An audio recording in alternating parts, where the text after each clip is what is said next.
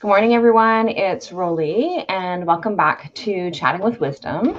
And I'm really excited to have Loubna Zarrou coming and joining us yet again. So today she's going to be talking about how to add more joy and ease to your business.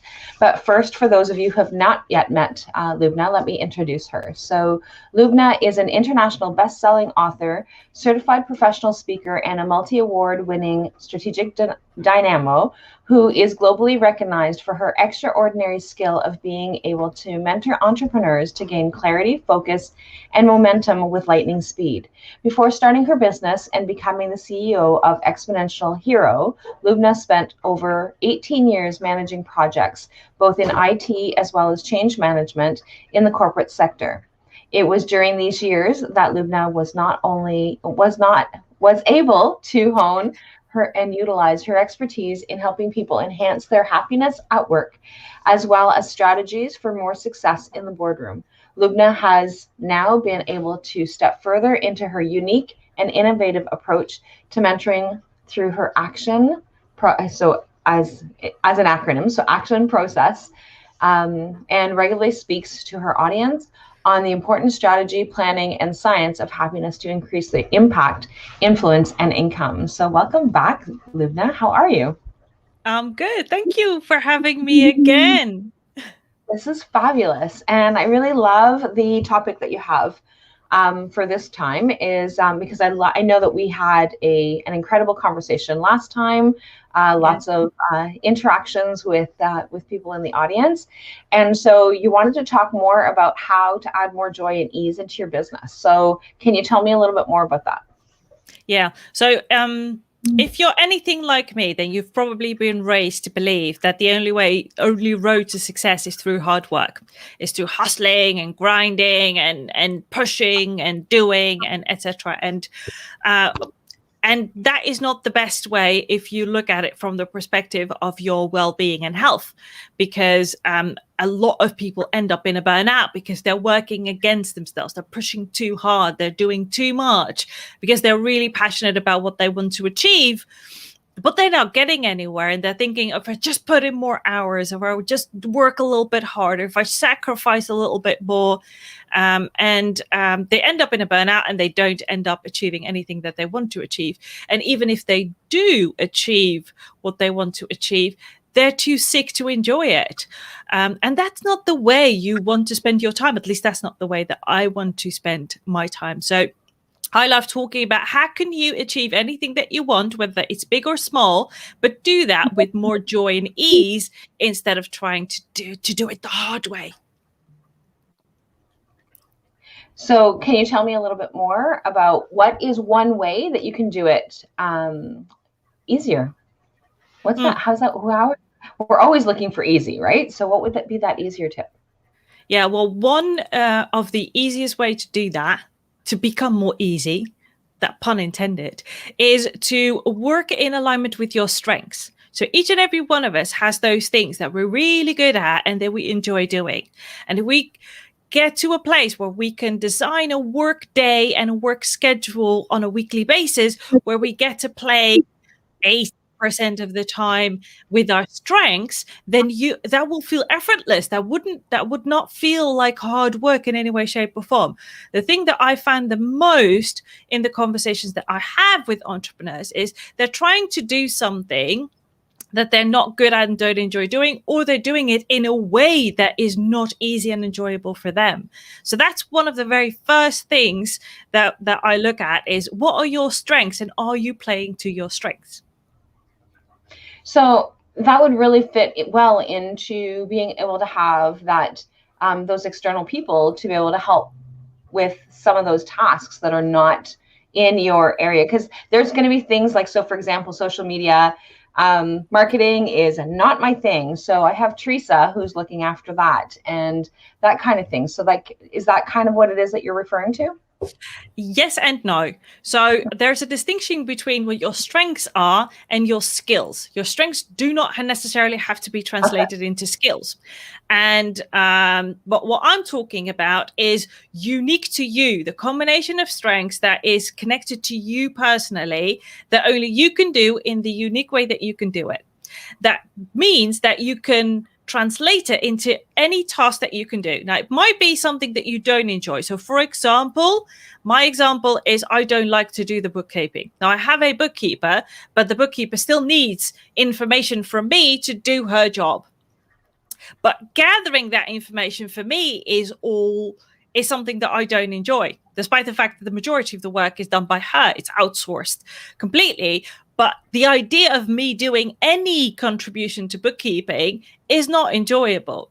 So I use my strengths to make it enjoyable for me so that she can do her job afterwards. So it's important to have that distinction. So when you're thinking about, can I outsource those tasks that are not revenue generating, then yes, you want to outsource them as much as possible, but you can still use your strengths. It doesn't really matter because those are different skills and different tasks.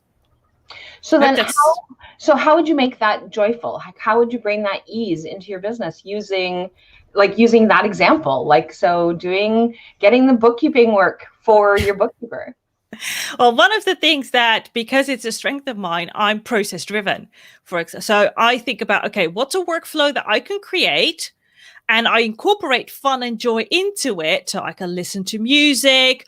Or one of the things that I also use is I say, if I could just do this for the next 30 minutes, I will reward myself with a walk outside, a piece of chocolate, something that I really like and that I would love to look forward to, that I think, oh my God, if I could just do this in the next 30 minutes, then it will give me the opportunity to reward myself in that way. So those are the two things that I do. One, I create a workflow in which I think, okay, how can I do this the simplest, easiest, and fastest way? And how can I do that? And second, what can I reward myself with? Nice. So what are some other tips? What are some other things that we can do to try and bring that joy and ease into our business? Well, some other things is try something new. We tend to end up in routines and habits that make sure that once we thought were enjoyable, we had fun with them, but as time progresses, we start to seeing them as stale, boring, because you can predict what's going to happen next. And that might not be, for some people, that's great. For people that like that predictability in their work, that's absolutely great. If you're anything like me, who likes variety, you want to shake things up a little bit. So if you find yourself that you're doing something that you used to find enjoyable and easy, but not anymore, then shake things up, change the workflow, change the thing, how you do the things, change the order. Maybe you need but change it up. So that would be like getting stuck in a rut kind of thing is what you're referring to, yes. Right? Yes. Right. So we get into those mundane tasks of all the things that we're doing. So even just changing the day of the week that you're doing it, or changing up the time of the day or something like that would be something as simple as being able to shift that over. Yeah, absolutely. So what happens, like when we're talking about being stuck in a rut, but what happens if we've been so passionate about whatever it is that we're doing, and this happens to entrepreneurs often, it's like we're so passionate about whatever it is that we're doing, and then all of a sudden we just lose that spark, that commitment, that spunk that kind of got us motivated in the first place. Yeah. No, what my suggestion would be is make a joy log. So write down, take about 30 minutes or an hour, whatever works for you in your schedule, and write down all of the things that bring you joy. And it could be something in your work. It could be something outside of your work.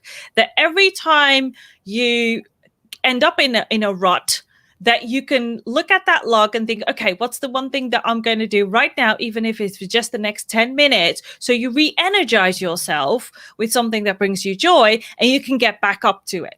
Because most people is that we forget what brings us joy, what makes us have fun in the work, because we think, well, we need to work. And if we've got time, we can make it fun. But if you incorporate the things that bring you joy more into your day-to-day, then you'll probably avoid ending up in a rut. But even if you do, you can get yourself back up on the train easy.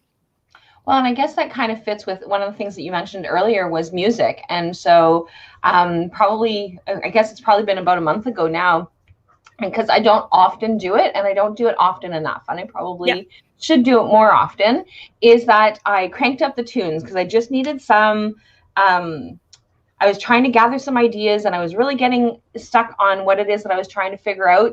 And so what was really interesting is that I had a colleague that had stopped by my office and said, "Hey, I'm loving the music in here. Like there's a really great vibe happening in here."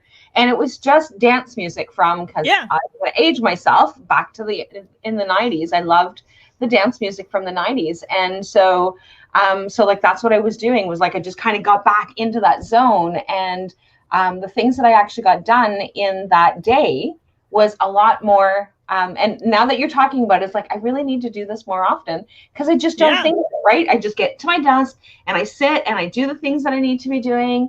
And then sometimes I'll turn on music, but it's usually something like mellow and relaxing. And but like being able to do that spunky kind of music. And I've got some tasks today that I have to tackle today. So that's definitely going to be something that's going to be vibrating out of my office today, is some exciting music. So no, but think about if you're creating your joy log, is think about the music that brings you happiness, that makes you feel alive, that really re-energizing you. And think about it, the average song is about anywhere between 2 to 3 minutes.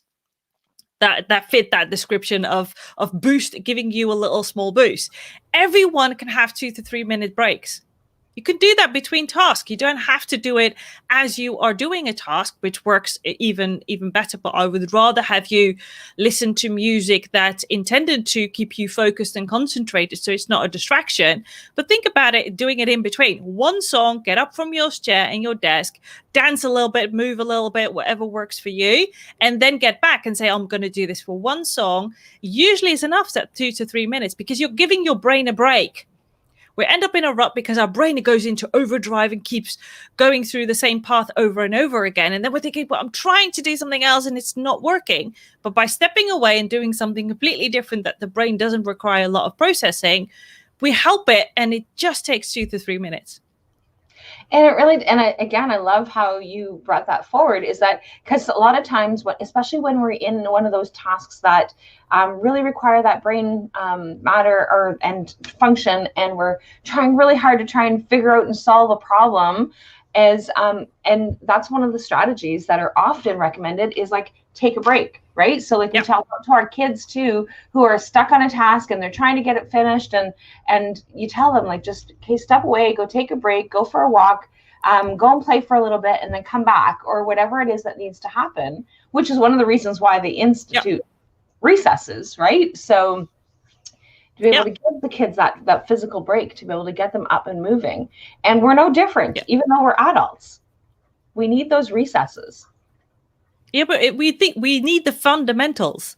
That's what we need. Whatever you're doing, whether it is being a parent, whether it is running your business, whether you're a corporate professional, we need to spend time on the fundamentals, which is exercise, nutrition, and sleep.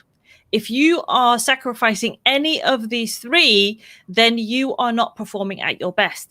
So, and sleep is not only quantity, because a lot of people say, but I can't sleep 8 hours. It is the average to get the best amount of sleep. It's also the quality of your sleep. If you're a very light sleeper, and you wake up every morning not rested, then there has to be something that you need to change. And it's one of the first things that most of the people that I speak to sacrifice. They sacrifice their sleep. They just go longer. But it's the worst thing you can do in terms of performance and productivity, and even your mental and emotional well-being.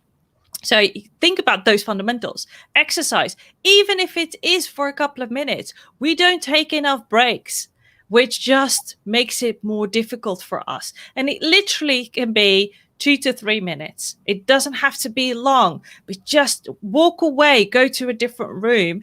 And if you've got that fundamentals done, then you can think about, okay, what can I add in terms of music? What can I add in terms of things that bring me joy? What can I add to that mix? But it needs the foundation, just as much as a house needs to have a foundation to build the rest of the house on. The fundamentals are the nutrition, exercise, and sleep, and then think about all of the other things. I mean, if you're sacrificing your nutrition, exercise, and sleep, but you're using coffee to re-energize yourself, if you're doing that long enough, you're going to sacrifice something else. Your health will be negatively impacted. Your body will respond to that, because thinking you're fertilizing the soil without having spent time and attention on the soil itself. You don't want that. So that's important to recognize, because I can give you all of the tips and tricks on the added bonuses, but if your fundamentals are not in place, it really doesn't make a lot of difference. And that's a really good point, because a lot of times we forget those parts, right? We keep trying to add to our pile, and if we don't go back to those basics. So that's a really good point of making sure that we've got those points set first, and making making those plans. So now, so for those of us who have all of our foundations in place, we're watching our nutrition, we're sleeping well, we're exercising. So then, what are some of the other things that we can do to add that joy and ease into our business? Well, one of the things is to do something just for you.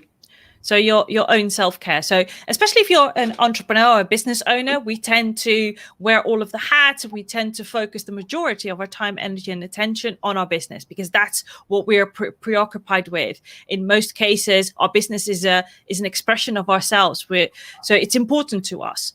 But it's also good to have something that is just for you, not because you have a certain goal in your business. It's just something that you want to do. It could be a hobby. It could be reading a book. It could be anything that you're doing, not because you have to, but because you want to.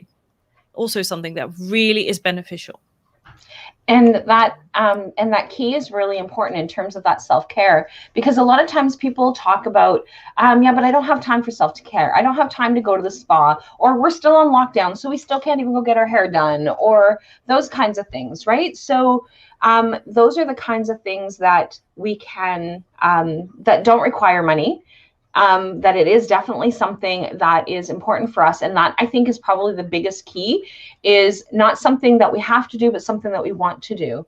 And so that is something that is extremely important, I think, for people to be able to remember as well. And because it doesn't have to be elaborate. It just has to be something that we want to do. It could be something as simple as reading a book for 5 minutes. Yeah. Right. No, but we tend to, in that time frame, but like, it can be something that simple. Yeah, but as entrepreneurs and business owners, we tend to think, okay, I need to spend the majority of my time, energy, and attention on something that is generating income. Yeah.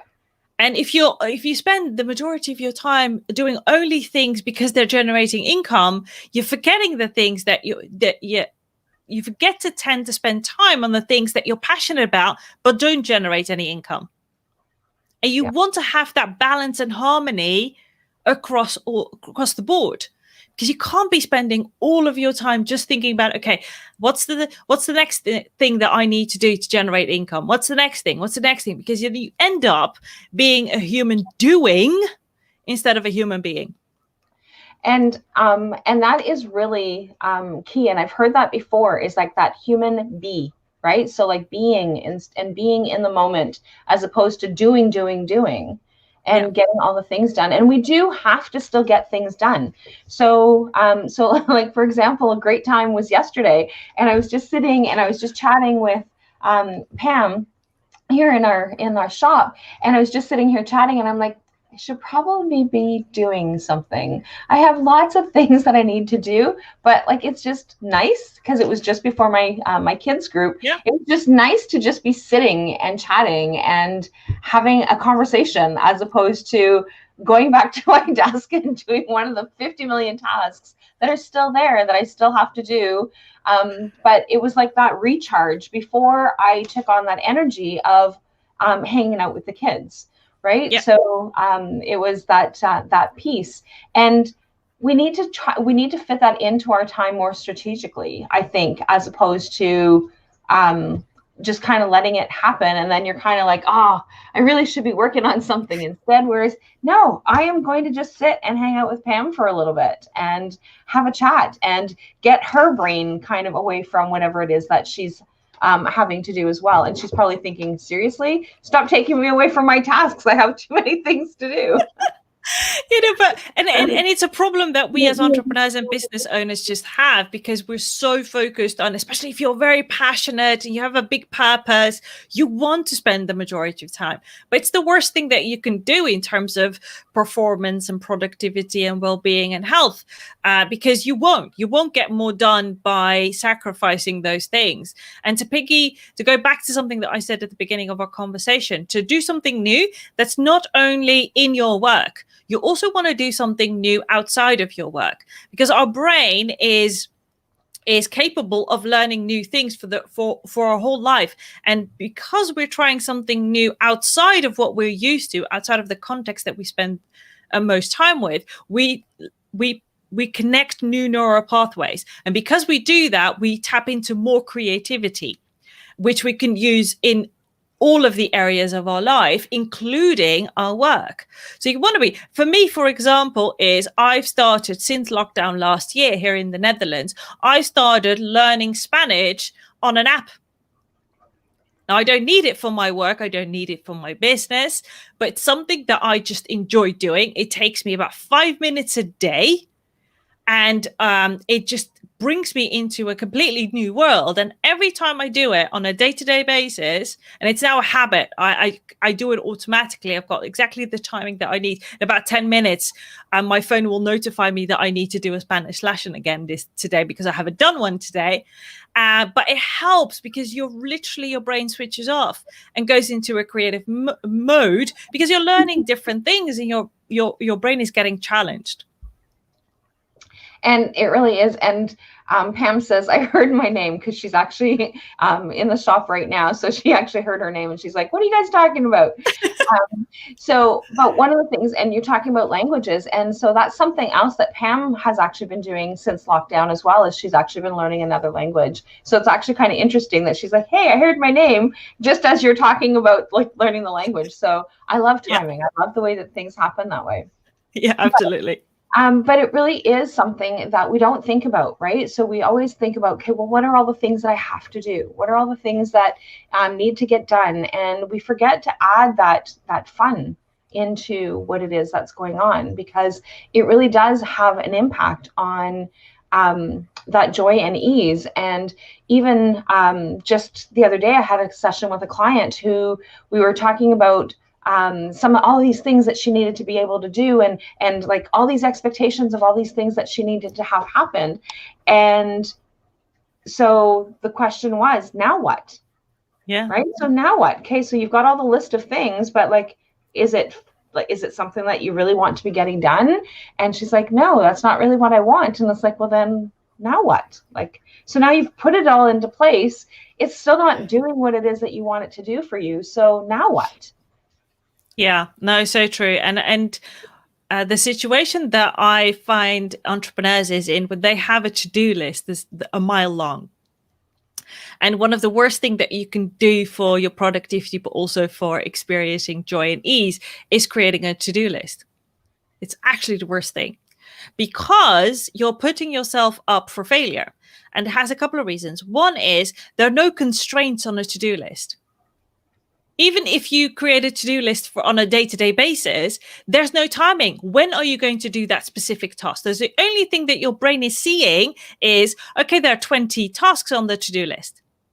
Nothing more. But there's not, how much time does that task require? How much time do I allocate for that task? And when do I want to get it done? So the best thing is to ditch your to-do list and to schedule it in your calendar or diary with time blocks and time frames, because then your brain knows, okay, this task is going to take me 45 minutes, scheduled 45 minutes, and I'm going to do it at 10 a.m. in the morning. That's the specificity that our brain loves, and we're quantifying it.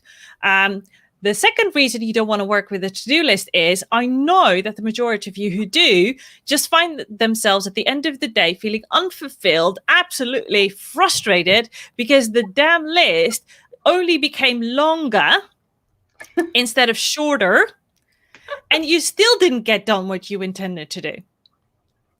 So why use something that you know will absolutely do the worst thing for your mental state in any way, shape, or form, use something else. We've been conditioned to believe that the best way to get something done is to use a to-do list. It's actually the worst. Well, and I have a colleague who, what she does is, if you go into her office, she's got Post-it notes all over the place. And her Post-it notes are, so like, there's no timing on it. There's no specific things that she needs to be doing, but they're on there and they're color coded so that she has like different, because of different things. I don't understand her whole system, but like, she's got color coding. And so for her, it's then she can actually remove it. She can remove it, put it into her shredder. Remove it, put it into her shredder. And then it's like, okay, it's done. And so then, but other things get added back, but it doesn't cause her all that anxiety because it's got different things. So like, if it's a certain color, I'm going to guess that it's a certain color means that it's a higher priority, or it's a weekly task, or whatever. I don't know how her system works, but like, you just find different ways of being able to have that. So that, because we still have to-do lists, and regardless of whether we write it down or we keep it in our head, it's still things that we have to do as entrepreneurs. And so, sorry. No, I was going to say, absolutely you can, but just add the timing. So you've got planners that you can buy that still give you the opportunity to create a to-do list, but you can schedule it on that piece of paper. So despite that you have your calendar, you can still say, okay, this task is going to get done at that time, so that your brain is not doing both the thinking of planning and scheduling as well as execution. Is one of the reasons why the first thing that, if you want to have more ease and experience joy in your business, you want to separate the planning, the schedule and planning time from the execution time. So your brain doesn't have to use both functions at the same time, which just takes up a lot more energy. So you're going to feel tired faster. And I really like that. So like, that's a great strategy. And I'm definitely going to be implementing that, because I have my my calendar, and so I can't schedule in any admin time specifically, simply because I want to make sure that during my work time that clients can still book in.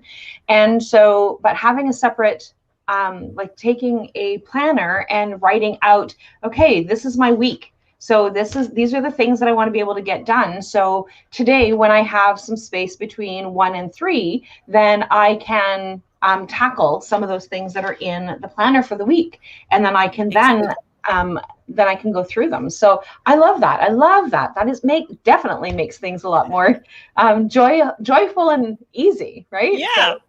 So that's beautiful. Thank you for that. Absolutely. So, are there any other tips that you have for our budding entrepreneurs, or our well-to-do, well into the grounded? And one of the things that I really like about the things that you share is that it can be applied to our corporate jobs as well. So people that are like, oh, but I'm not an entrepreneur, so like none of these things apply to me. That's not true, because it's still, or if you're a parent and you want to be able to implement those things with your parenting. So I love the points that you've made, because they're not just for, because we're talking about entrepreneurs, because that's kind of who you're geared to focusing on, but that's not necessarily the case for everybody, right? So, but these no. Everything that I share is both for corporate professionals as well as entrepreneurs. I've been a corporate professional, and the majority of these techniques I've learned in that period of time, as well as my period of time as entrepreneur. So I've had where I was both. I had a period of time where I was both. So they work wherever you're doing, whether you're a parent or you're a volunteer, whatever. These are, you could almost say, standard techniques that you can use, no matter the context in which you can use. And what else you can tap into if you want to have more ease and joy is a mindset shift. A lot of us, because we live in a society that tends to value effort more than impact. So whenever we schedule something and we execute on it, so we take action on it, we tend to think it can't be this easy. It cannot be this easy. So we make things more complex and difficult, so we can feel that we've actually done something. Which, if you think about it, when you're using your strengths, you are more likely to feel like it's effortless. You get way more done because you're using something that is naturally in alignment with who you are and how you show up in the world. And every time I speak to someone, they're like, yeah, but it took me 5 minutes. And I'm like, yeah, Great. So you've got 55 other minutes that you can do whatever you would like to do. It could be work, it could be anything else. Like, it can't be this easy. So if you find yourself, yeah, but it has to be difficult, or I have to be working 48 hours a week to really call myself a professional in every way, shape, or form, think about it. It doesn't have to be. I know that the majority of society values effort more than impact. But for me, I would say value impact. Make that shift into, as long as I'm having the impact that I want to have on a day, on a weekly, and a monthly or quarterly basis or yearly basis, that's all you need to do. And then you have the freedom, which is what we want, or the autonomy is maybe a better word, to make decisions. Okay, what am I going to do with the white space in my schedule? You could do work, you can do something else. But it doesn't have to be hard or difficult. It doesn't have to be. It doesn't have to take you a lot of effort to be valuable. Impact can be made in 5 minutes time. And it's really like, this is really kind of given me a renewed sense of like, oh my gosh, right? So we have just reopened, and not everything has been reopened. So we're trying to strategically plan how to be able to do things within the center and kind of getting those things going. And that's one of the things over the last few weeks, is that I've been bogged down by like all these things that have to be done. And like I said, just sitting yesterday and having a chat with Pam, and we need to do that more. And we need to have that opportunity for us to be able to just chill and or have fun, or crank up the tunes and have a dance party in the center of the store and hope no clients come in during that time, or we can invite them to join us, right? Invite them. I would say invite them. I think that most people would be absolutely having fun to do that, because they're waiting for someone to give them the opportunity to play. So, and that is something that, like even a session that we had yesterday, I was doing yoga nidra, and one of the things that, and one of the messages that came up for one of the participants was that playfulness and jumping in the puddles and that kind of thing. And it's like, we don't do enough of that, right? So we don't tap into that excitement and that fun. And so it's so important for us to be able to do that. And so thank you so much for all of these tips. And I enjoy having these conversations with you, because we feel rejuvenated by the time that we're done, because it really is about like making things simpler instead of making things more challenging. And like I said, we can actually apply this to any area of our life and not just our work life. And so so thank you again so much, Loubna, for joining. Is there anything else you wanted to share just before we sign off? Yeah, one last thing that I would love to share is, think about it. When you're experiencing joy and ease in your business, that will make you very attractable. So you will attract your ideal clients. You will attract your ideal collaboration partners. You will attract everything, because people are attracted to people that are living a playful, joyful, and easy life. You don't go to someone you see bogged down, working way too hard, not enjoying themselves. You wouldn't go to someone, you wouldn't walk up to someone who's looking like that. So as long as we can tap into that more, it will require less of us hustling and going out and finding people to work with, if we do this. So thank you again, Rollie, for having me. You're welcome. And so Christine has just joined us. And so Christine says, I love the idea of no to-do list. I've given mine up a little while ago and I feel better. So this is beautiful. Thanks for sharing that, Chris. And so again, Loubna, anytime that you want to join us, we would love to have you come back on. And for everyone else, we will see you guys next Wednesday, and have a fabulous week. Bye for now.